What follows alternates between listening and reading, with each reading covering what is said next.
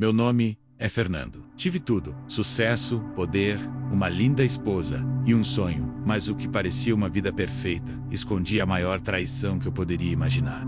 Algumas pessoas nascem para lutar desde o primeiro dia, mas eu sempre acreditei em algo diferente.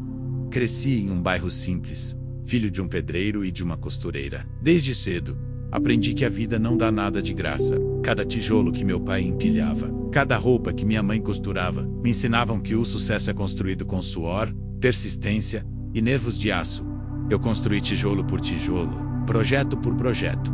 Hoje, sou dono de uma das maiores empresas de construção civil do estado. Um império erguido com visão, disciplina e uma sede insaciável de crescer. Aos olhos de todos eu tinha vencido. Carros de luxo, viagens internacionais, jantares com prefeitos, contratos milionários.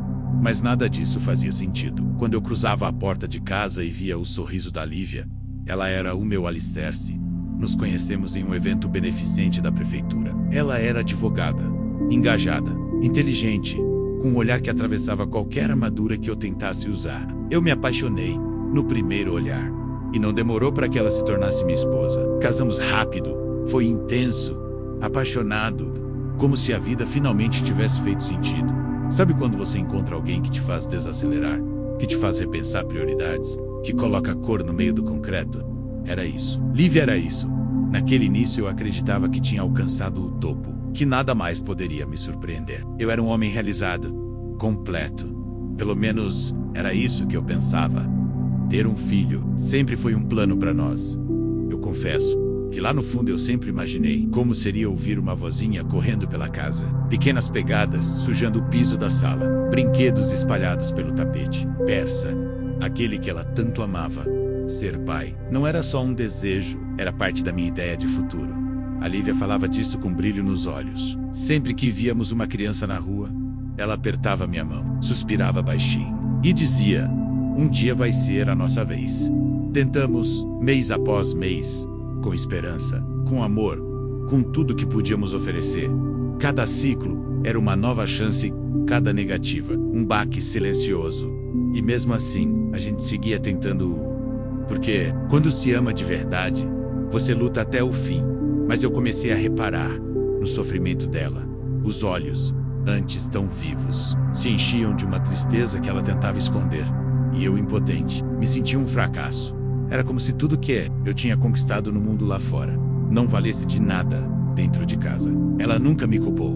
Nunca. Mas eu comecei a me culpar. A angústia foi crescendo dentro de mim como um concreto seco, rachando. Algo não fazia sentido. Se tudo estava certo com ela, então por que nada acontecia? E se o problema tivesse em mim? Essa ideia começou a me consumir. Eu, que sempre tive tanto orgulho da minha força, da minha capacidade de resolver tudo, agora me via refém de uma dúvida que me corroía. Em silêncio, a Lívia jamais ensinou nada, nunca apontou dedos. Mas eu precisava saber, precisava encarar a verdade, por mais dura que fosse. Marquei um exame, numa clínica discreta, sem avisar ninguém, sem comentar com ela. Fui sozinho, como quem vai enfrentar um tribunal.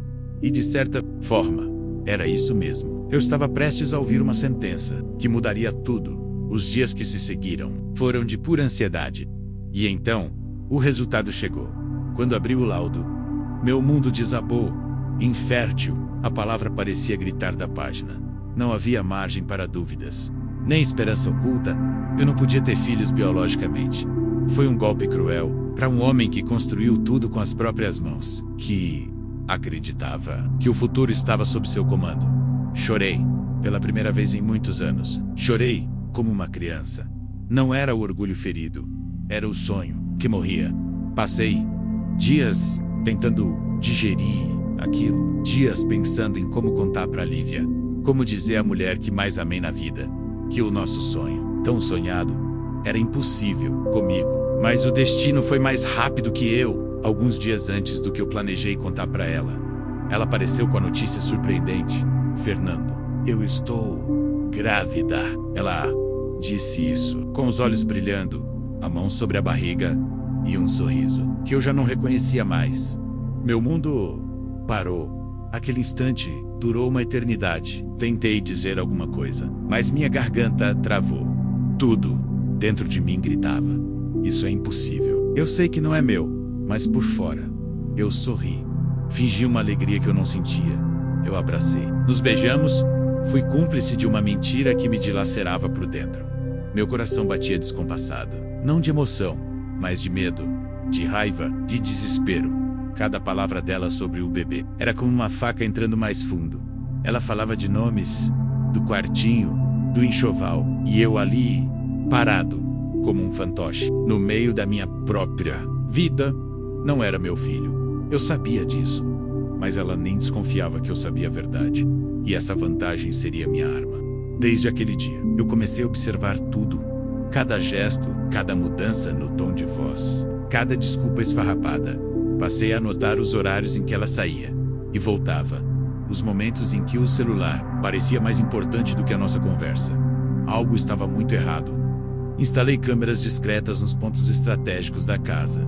Contratei um investigador particular que o dinheiro podia pagar. Era doloroso desconfiar da mulher que eu um dia chamei de amor.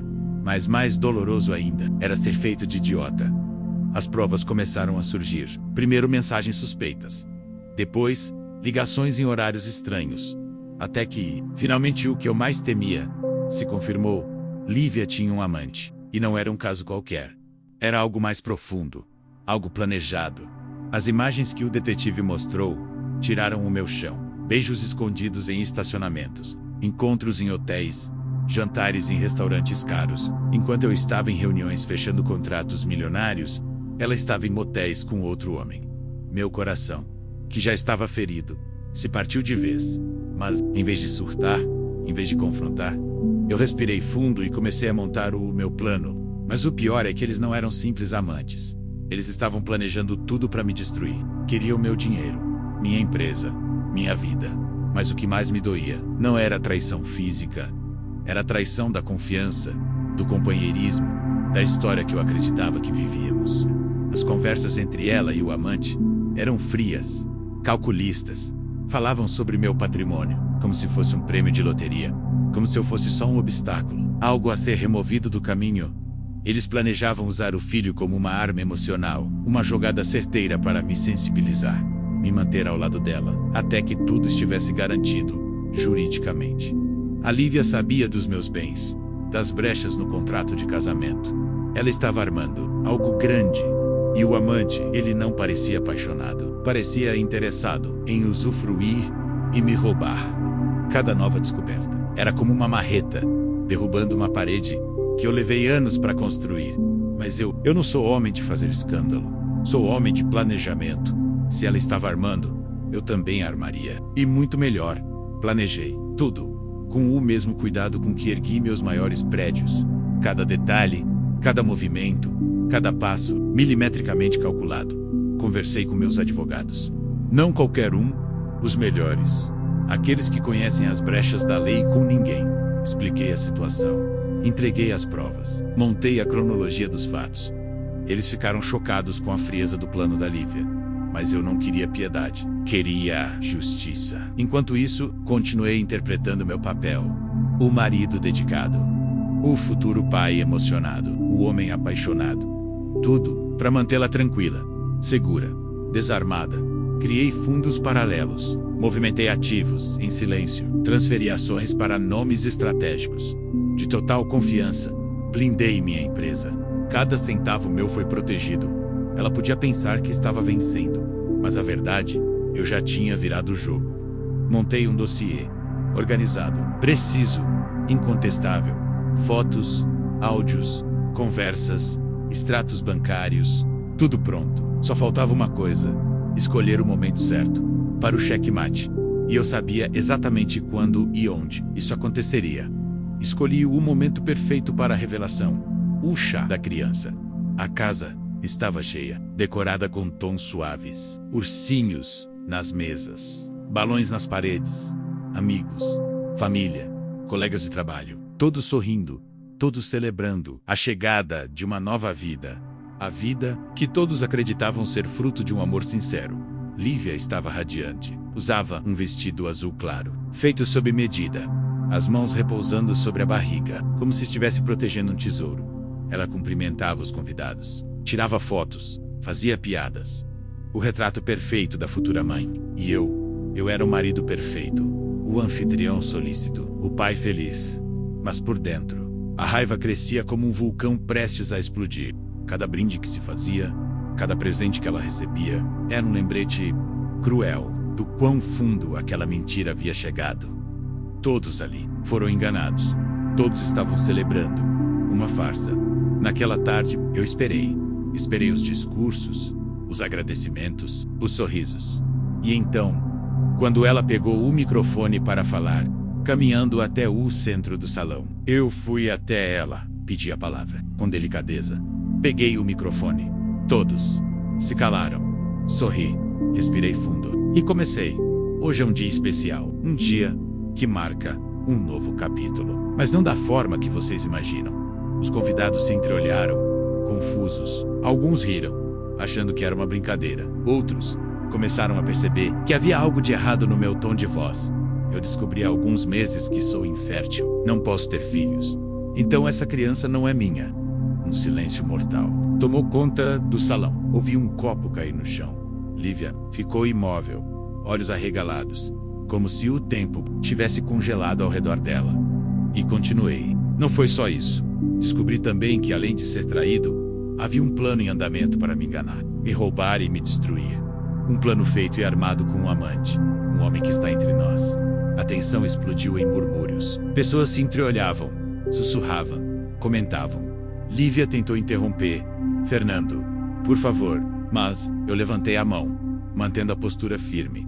Não, Lívia, você teve sua chance. Todos aqui têm o direito de saber quem realmente você é. Chamei o advogado, que estava ali, disfarçado de convidado. Ele se levantou, abriu uma pasta preta e começou a distribuir as cópias, fotos, conversas, áudios, relatórios, tudo. Eu fui ingênuo, mas agora estou preparado. A partir de hoje, você está fora da minha vida, fora da minha empresa, fora da minha história. O divórcio já está protocolado. E ao contrário do que você pensou, você não vai ficar com nada além do que trouxe. Lívia chorava, mas em meio às lágrimas, levantou um olhar. Olhos que antes encantavam, agora brilhavam em ódio. Você vai se arrepender disso, Fernando. Vai pagar caro por essa humilhação. Ninguém me expõe assim e sai impune. O salão mergulhou em um silêncio desconfortável. Algumas pessoas se afastaram. Outras apenas observavam, sem saber o que dizer. E eu apenas descansei o microfone sobre a mesa. Olhei em volta, com calma, e me despedi. Obrigado a todos por virem. Que este seja o primeiro dia da minha liberdade. Só que diferente do que eu pensava, a ameaça dela não ficou só nas palavras. Lívia foi à justiça. Com tudo o que pôde, entrou com um processo agressivo. Me acusou de difamação. Exigiu metade dos bens, pensão vitalícia e ainda a guarda total da criança. Criança que, claro, não era minha. Para ela, o tribunal seria o palco da revanche. Mas eu tinha me preparado meticulosamente. Tudo que vivemos nos meses anteriores estava registrado e organizado, documentado. Cada prova em mãos.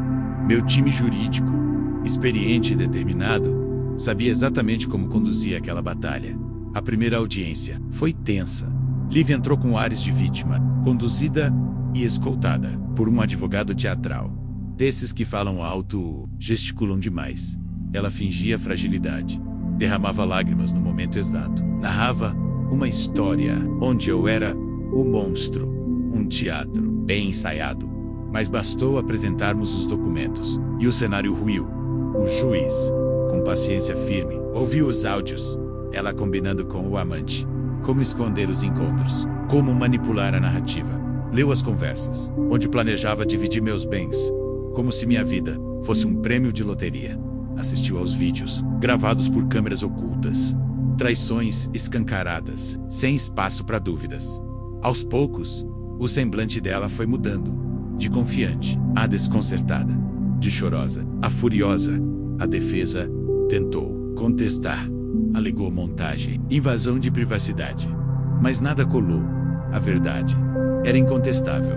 Ao final da última sessão, a juíza olhou nos olhos dela e disse: a senhora tentou usar o sistema judicial para fins escusos. Mas justiça não se faz com mentira, nem com manipulação. E então veio a sentença: perda de todos os direitos sobre os meus bens, recusa do pedido de pensão, nenhuma compensação financeira. E mais, por má fé, Lívia ainda teve que arcar com parte dos meus custos advocatícios. Ela saiu do tribunal arrasada, sem um centavo, sem a imagem que cultivou, sem a vitória que planejou. E eu, pela primeira vez em muito tempo, respirei aliviado. Saí dali com a alma leve, não por vingança, mas por justiça. Recuperei minha paz, minha dignidade e minha liberdade. E hoje, eu reconstruo minha vida com mais serenidade. Reaprendi a valorizar o silêncio, a apreciar a simplicidade. Estou reaprendendo a confiar. E talvez, um dia, a amar de novo. Porque de todas as construções que ergui na vida, nenhuma foi tão difícil e tão necessária quanto reconstruir a mim mesmo. Mas eu consegui.